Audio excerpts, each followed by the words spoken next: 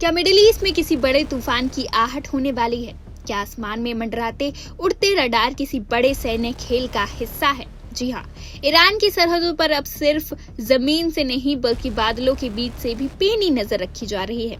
आज की सबसे बड़ी हलचल तुर्की के आसमान से आई है। खबर है कि अमेरिका ने ईरान की हर हरकत को कैद करने के लिए तुर्की के हवाई क्षेत्र का इस्तेमाल शुरू कर दिया है। अमेरिका का बेहद आधुनिक AWACS सर्विलांस विमान तुर्की से उड़ान भर रहा है और सीधे ईरान की पश्चिमी सीमा पर नजर गड़ाए हुए है। आखिर वॉशिंगटन क्या ढूंढ रहा है? ईरान की मिसाइल प्रणालियों की लोकेशन, वहां के एयर डिफेंस की तैयारी, या फिर ईरान की सैनिक टुकड़ियों की रियल टाइम हलचल? देखिए इस रिपोर्ट में। ईरान के साथ जारी गतिरोध में एक नया मोर्चा चुपचाप खुल गया है, जो मिसाइलों से नहीं बल्कि हवाई क्षेत्र से संबंधित है।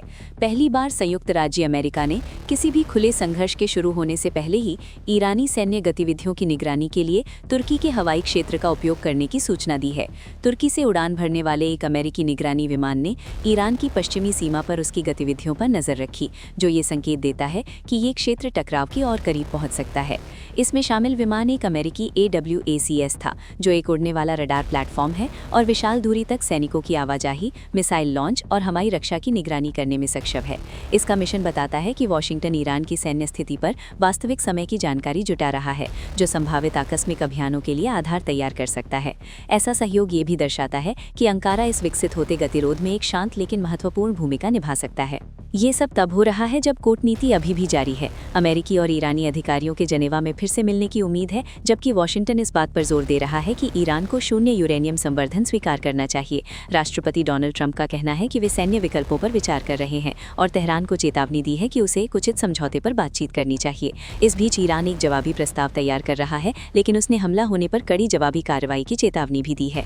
इजराइल कूटनीति के विफल होने की संभावना के लिए पहले से ही तैयारी कर रहा है। प्रधानमंत्री बेंजामिन नेतन्याहू ने उच्च स्तरीय सुरक्षा परामर्श बुलाया है, जबकि संयुक्त अमेरिका इजराइल सैन्य योजना में तेजी आई है। समुद्र में भी अमेरिकी नौसेना की तैनाती बढ़ रही है। USS जेरल्ड फोर्ड भूमध्य सागर की ओर बढ़ रहा है, जहां वो USS अब्राहम लिंकन के साथ शामिल होगा। विश्लेषक इसे दशकों में सबसे बड़े अमेरिकी सैन्य जमावड़ों में से एक बता रहे हैं। होर्मुज जलडमरू मध्य के आसपास भी तनाव बढ़ रहा है, जहां ईरान ने लाइव फायर सैन्य अभ्यास किया है और चेतावनी दी है कि कोई भी हमला पूरे क्षेत्र में अमेरिकी सेना को वैध लक्ष्य बना देगा। साथ ही ईरान के भीतर विरोध प्रदर्शन, कूटनीतिक समय सीमाएं और उसकी सीमाओं के बाहर सैन्य हलचलें मिलकर एक विस्फोटक स्थिति पैदा कर रही हैं और अब अमेरिकी निगरानी में तुर्की की भूमिका बताती है कि संघर्ष का नक्शा पहले ही बदल रहा होगा। फिलहाल आसमान शांत है, लेकिन निगरानी उड़ानें, विमान वाहकों की तैनाती और कूटनीतिक अल्टीमेटम सभी एक ही वास्तविकता की ओर इशारा करते हैं। ये क्षेत्र एक ऐसे चरण में प्रवेश कर रहा है जहां आज जुटाया गया खुफिया डेटा कल के सैन्य फैसलों को तय कर सकता है।